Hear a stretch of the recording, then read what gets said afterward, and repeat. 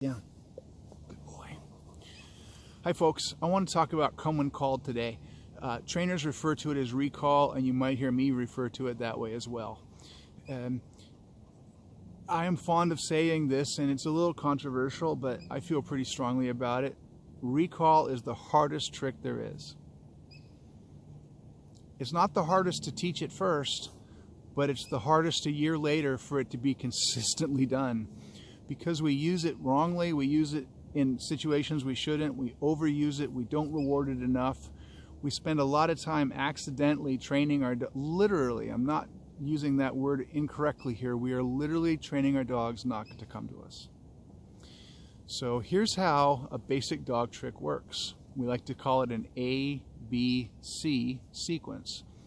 The first thing is the antecedent. That's the original thing that triggers the trick. Usually we hope for most of the tricks, it's us. We say sit, they do it. The antecedent was us saying sit. We say down, they lay down. The antecedent was us saying down. Okay? Next, so that's the A is the antecedent. The B is the behavior. That is the sit or the down itself.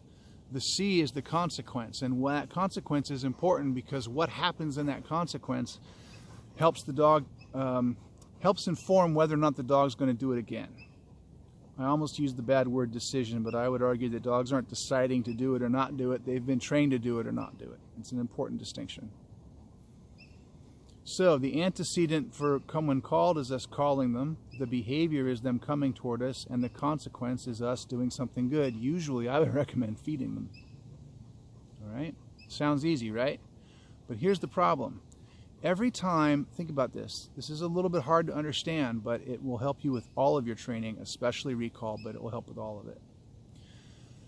Let's say that I use the word geometry right before I do a hand touch and then reward it. Rudy, geometry. Geometry.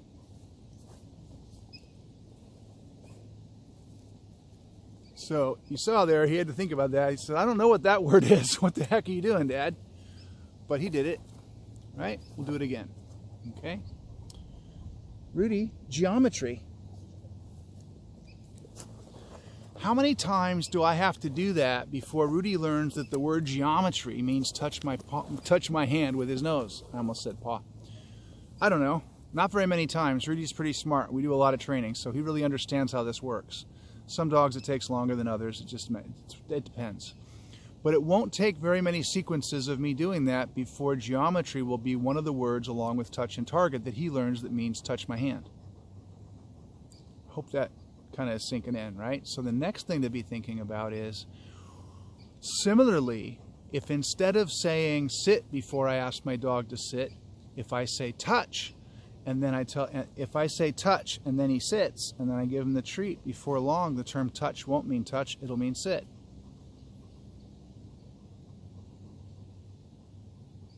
See where I'm going with this? That's right. So what happens is that our dogs are doing something that they're enjoying doing. We call them. We don't reward it as strongly as the thing they were just doing, and so next time what happens is we call them, they keep doing the thing they were doing, which means they're literally being rewarded for the thing that they're doing, not for coming when called. And so we're teaching them, this is the one that I see all the time. It's not that I go to dog parks with my dogs, but I walk by them sometimes and watch, and I have to turn away. Really, it's so frustrating. But what I see the most common, right, is the dog is having the time of their life, so they're running in a group with dogs. Most of the dogs there, the word C-O-M-E is their recall word. It's their antecedent, right? So one of the people will start yelling, Fido, come. And you see a bunch of different dogs look at the person and go, oh, that's not my person or whatever. They go back to running. The person whose dog it is, as often as not, looks at the person, looks away, goes back to running. So the antecedent became come. The behavior became run with dogs. And the consequence was the fun of running with dogs. In that sequence, it's not just that you're teaching your dog not to come when called, you're literally teaching them that come means something different than what you want it to mean. So, rule number one of a solid recall that always works no matter what is to not use it if you aren't sure it's going to work.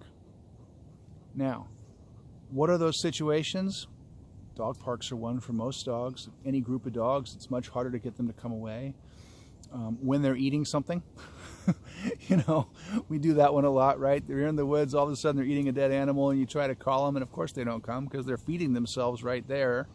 They're self-rewarding for eating. These are just two examples, but there's countless, and it depends upon your level of training. So some people can easily call their dog away from the dogs at the dog park, and some people can call their dogs off of food at the beach. But it has to do with the amount of practice that's successful and not practicing when it's not successful. Remember, if you're calling your dog and they're not coming, they're learning that come when called means something different. Now, when I was a boy, I was taught something related to this that was factually wrong. This is important. What I was taught, and this is not accurate, is that when you call your dog and they don't come, the reason that they're not doing it is because you're not the boss enough, they don't see you as the leader. You know, there's a bunch of different versions of this, right? And that if you call them when they don't come, that they learn that you're not in charge and that you must avoid that for that reason. A lot of those old myths end up becoming myths because people didn't understand how the behavioral sequences worked, so they made up stories to explain the phenomena that they saw. The phenomena that they saw was that they would call their dogs and their dog didn't come, and they didn't understand how the whole ABC thing worked, so they just made this stuff up about how, oh, well, you got to be more in charge. All right? So, antecedent, you call your dog. Behavior, we hope it's come when called. Consequence, something good. If you call your dog and you provide something good, they're more likely to come when called. If you call your dog and they don't come, it's because they're getting something good all on their own that's not as good as the strong history that you should be establishing. As you establish a stronger and stronger history for coming when called, you can start calling them off of more and more difficult things. The problem is when we start calling them when you know, they were just starting to get good at it, and then we start calling them away from difficult things they're not ready for yet.